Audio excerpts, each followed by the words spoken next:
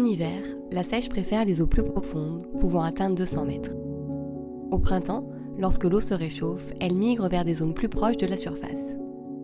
On la trouve généralement sur des fonds sableux, où elle peut s'enfouir partiellement, ainsi que dans les herbiers et les algues de grande taille. Elle est plus rarement observée dans les zones rocheuses. La seiche présente souvent un motif marbré de blanc et de brun sur le dos. Mais comme le poulpe, elle possède la capacité exceptionnelle de changer de couleur.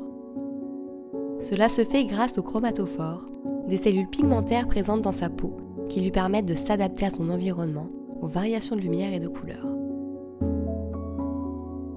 Sa peau, généralement lisse, peut devenir rugueuse et granuleuse, formant comme de petites bosses qui modifient la texture de son apparence. C'est un atout redoutable pour se cacher des prédateurs et chasser ses proies. On distingue facilement la tête où se dessinent 2 yeux volumineux avec une pupille caractéristique en forme de W. 8 bras courts et 2 tentacules longs et mobiles, tous munis de ventouses, sont situés autour de la bouche. Elle capture ses victimes grâce à ses tentacules. Une fois emprisonnée, la proie est amenée à la bouche et maintenue par ses bras courts.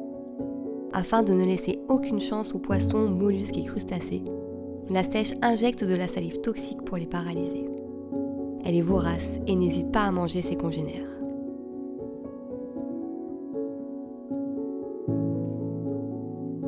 La partie principale du corps est le manteau. Il contient les organes internes comme les bronchies et le système digestif, mais également un os interne rigide appelé os de seiche ou sépion.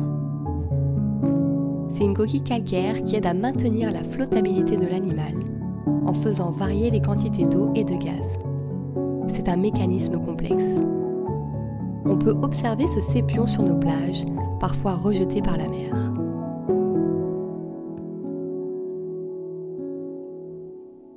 Le manteau est entouré sur toute sa longueur d'une nageoire qui nous donne l'impression d'une jupe, ondulant lentement et gracieusement. C'est ainsi qu'elle se déplace généralement, mais elle peut aussi se mouvoir très rapidement en utilisant son siphon. Un petit orifice par lequel elle expulse de l'eau pour se propulser en arrière. Ce mécanisme est essentiel pour échapper aux prédateurs.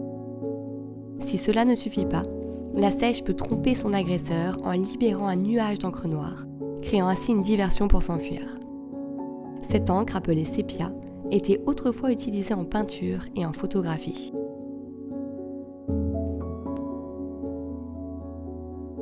Malgré ses nombreuses facultés, la durée de vie de la seiche reste courte, généralement entre 1 et 2 ans. Comme d'autres céphalopodes, elle meurt après la reproduction. C'est au printemps que les mâles viennent courtiser les femelles, changeant de couleur et de motif pour devenir plus visibles. Après la copulation, le mâle reste proche de la femelle pour éviter qu'un autre mâle ne vienne s'accoupler avec elle. La ponte, appelée raisin de mer, consiste à des grappes d'œufs noirs pointues aux extrémités.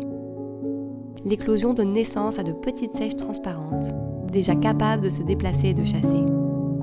Elles grandissent rapidement, environ 10 mm par semaine, et atteignent presque une taille adulte à la fin de l'été. La seiche de Méditerranée est une espèce extraordinairement complexe et fascinante en raison de ses capacités de camouflage, de son intelligence, de ses comportements sophistiqués de reproduction et de communication, et de sa mobilité rapide. Son adaptabilité et ses caractéristiques biologiques en font un modèle fascinant d'évolution et d'intelligence chez les animaux marins.